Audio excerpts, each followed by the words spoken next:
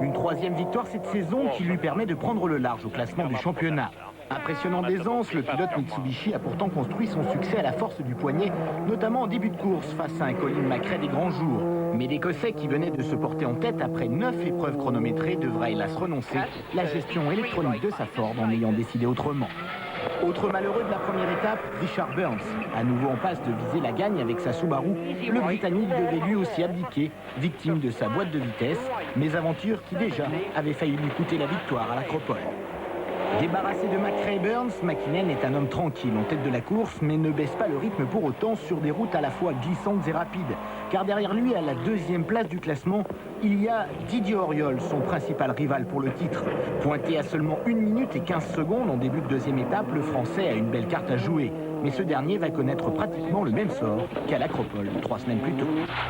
Reviens, salut. Ça va, c'est fini, on repart pas.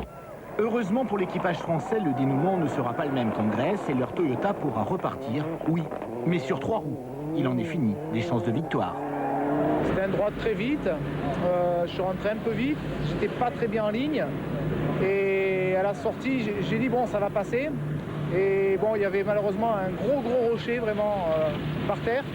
Et on a tapé le rocher de la roue arrière gauche, ça nous a mis en tête à queue et on a arraché la roue et 3 minutes 15 de perdu. Et cette sortie d'Auriol fait les affaires de Juha Kankkunen, désormais deuxième avec sa Subaru, mais à plus d'1 minute et 30 secondes de McKinnon, l'homme de tête. Et en cette fin de deuxième étape, l'on retrouve à la 3e place l'étonnant Tony Gardemeister, belle performance du Finlandais qui débutait avec la Seat WRC. Les places d'honneur ne changeront plus au cours de la 3e et dernière étape, seul Thomas Rastrom disparaîtra du 4e rang après une petite erreur lourde de conséquences. Here we are. I'm sorry. Le pauvre, sur gauche à fond, c'est con quoi. Didier Auriol marque donc les points de la 4e place, mais en compte désormais 11 de retard sur McKinnon au championnat.